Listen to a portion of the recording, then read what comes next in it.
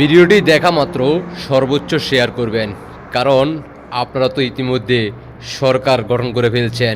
এই জন্যে কি আপনারা সরকার গঠন করছেন?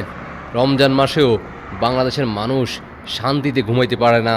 ইতিমধ্যে আপনারা অনেক নিউজে এই ভিডিওটা দেখে ফেলছেন, কারণ একটা মানুষের দুইটা পা, দুইটা হাত, 3 জায়গা থেকে উদ্ধার করছে।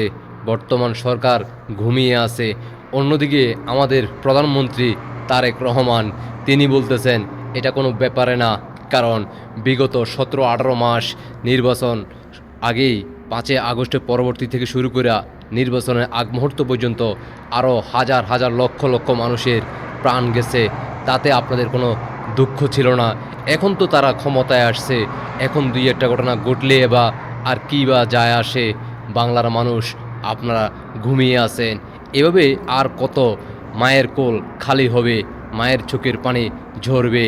দেখতে থাকুন পুরো ভিডিওটা, আর সর্বোচ্চ শেয়ার করবেন। বাঙালি জাতি তোমরা জেগে উঠবে কখন? এই বাংলাদেশের মানুষ নিরাপদে ঘুমাবে কখন? দেখার অপেক্ষায় বাংলার মানুষ জেগে উঠবে কখন? দেখতে থাকুন। রাজধানীর 3 এলাকা থেকে উদ্ধার করা হয়েছে 2টি হাত ও 2টি পা। 12 ঘন্টার ব্যবধানে এগুলো উদ্ধার করে পুলিশ। পরবর্তীতে সেগুলো একই ব্যক্তির বলে তথ্য দিয়েছে তারা। তার পরিচয় নিশ্চিত হয়েছে পুলিশ। গুলিস্তানে একজন চিকিৎসকের চেম্বারে কর্মরত ছিলেন ওবায়দুল্লাহ নামে ওই ব্যক্তি। সকাল 9টা, গুলিস্তান জাতীয় স্টেডিয়ামের 4 নম্বর গেটের লাইট পোস্টের নিচে একটি কালো পলিথিনের ব্যাগ দেখতে পায় স্থানীয় ব্যবসায়ীরা। ব্যাগটি খুলে 2টি কাটা হাত দেখতে পায় তারা। খবর দেওয়া হয় থানায়। পুলিশ এসে উদ্ধার করে সেগুলো। এখানে দেখলাম যে 2টা হাত কাটা, বডি থেকে টোটালি আলাদা, 2টা অংশ একেবারে স্পষ্ট সাদা। জানা গেল যে 2টা হাত এখানে আছে। ঠিক আছে, তারপর তারা তদন্ত করে দেখলো যে হাতের কোনো কাগজ রয়েছে। তারপর এর আগে রাত 2টার দিকে নয়াপল্টনের আনন্দ কমিউনিটি সেন্টারের সামনে থেকে কালো রঙের প্রথম পলিব্যাগ উদ্ধার করা হয়। সেখানে ছিল একটি কাটা পা। আর দুপুরে কমলাপুর থেকে উদ্ধার করা হয় আরেকটি পা। সিআইডির ক্রাইম সিন ইউনিট জানায় সেগুলো একই ব্যক্তির। হাতের আঙুলের ছাপ নিয়ে পরিচয় শনাক্ত করা হয়েছে। পুলিশ জানায় কাটা হাত ও পা ওবায়দুল্লাহ নামের এক ব্যক্তির। যে উদ্ধারকৃত খণ্ডিত হাতের যে অংশ, তার ফিঙ্গারপ্রিন্ট মিলিয়ে লোকটার পরিচয় শনাক্ত করে।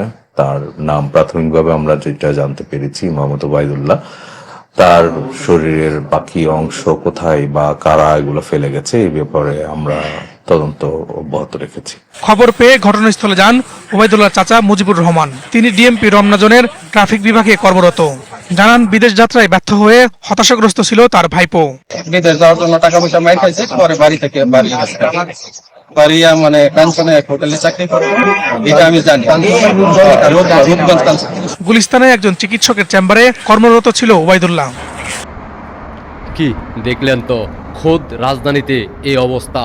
ইতিমধ্যে আপনারা জানেন বাংলাদেশে বিভিন্ন প্রান্তে ঘটে যাচ্ছে আপনার আমার অজান্তে অনেক কিছু, কিন্তু দুঃখের বিষয় হলো সত্য সকল তথ্য কিন্তু মিডিয়াতে প্রচার হয় না, কারণ বর্তমান মিডিয়া হয়ে গেছে বাংলাদেশের মানুষ থেকে বিচ্ছিন্ন, কারণ তারা অর্থের বিনিময়ে তারা সকল কিছু কিন্তু প্রচার করে না।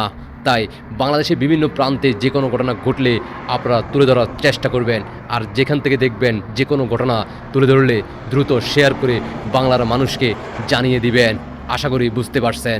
আপনাদের ব্যক্তিগত মতামত অবশ্যই কমেন্টে জানিয়ে যাবেন। প্রত্যেকটা জয় বাংলার সৈনিক ভাই বোনরা দেশে প্রবাসে যেখানেই থাকুন না কেন সর্বোচ্চ শেয়ার করে বাংলাদেশের মানুষকে জানিয়ে দেওয়ার দায়িত্ব আপনাদের। আশা করি বুঝতে পারছেন। আল্লাহ হাফেজ।